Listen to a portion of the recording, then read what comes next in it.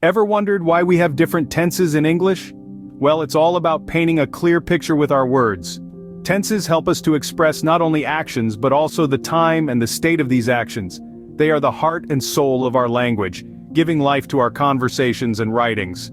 Understanding the concept of tenses is crucial for effective communication. It's like knowing the rules of the road before you start driving. Without them, we would be lost in a sea of misunderstandings and confusion. There are three main tenses in English: the past, the present, and the future.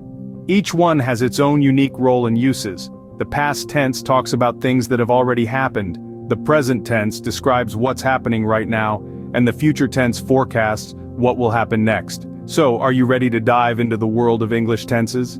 Let's shift our gears and start with the past tense. Imagine you're a detective trying to piece together what happened at a scene of a crime. Your toolkit, the English language, and more specifically the past tense. The past tense, my friends, is a powerful tool that allows us to travel back in time, to reconstruct events, and to tell stories about things that have already happened. Now, imagine you're at the scene of the crime. You see a broken vase, a spilled cup of tea, and a missing painting. You start to piece together the story. Someone broke the vase, you say. They spilled the tea. They took the painting. Notice how we use the past tense to describe these completed actions? That's the magic of the past tense. It allows us to relay events that have already occurred. But the past tense is not just for detectives.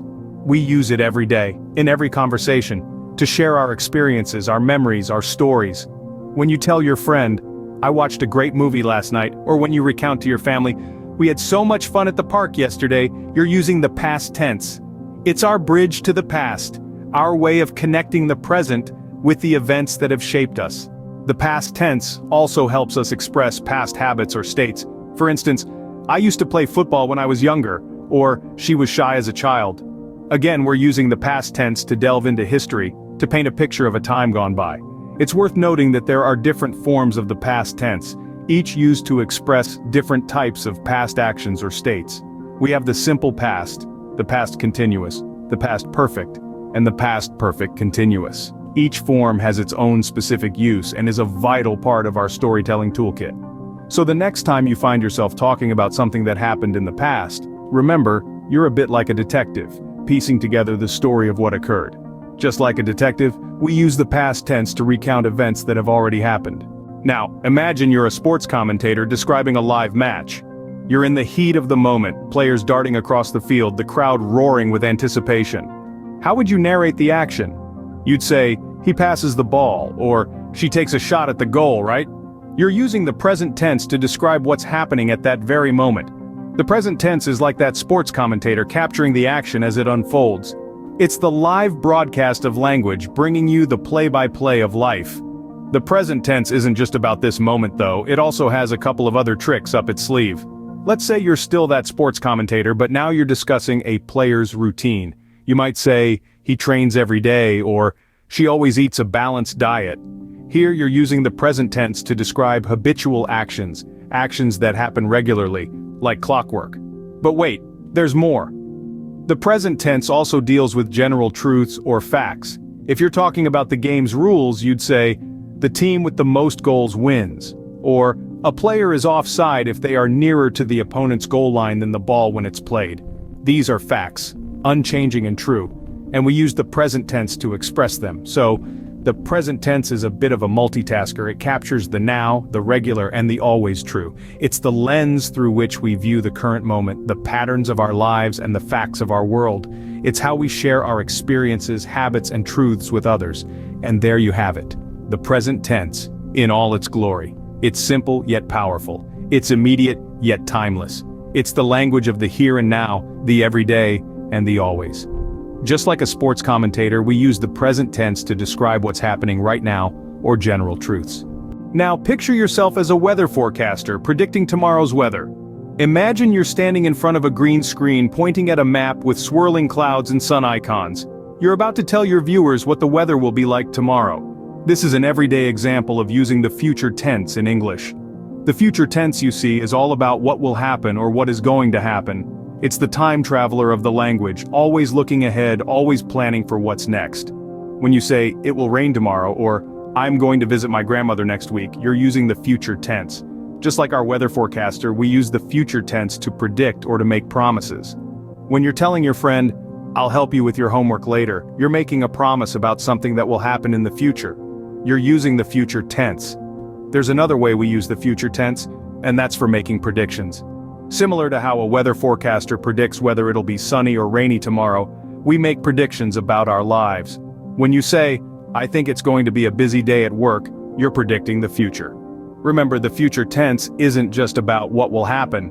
It's also about what's going to happen. For example, "The train is going to arrive in 5 minutes," or "I'm going to make dinner tonight."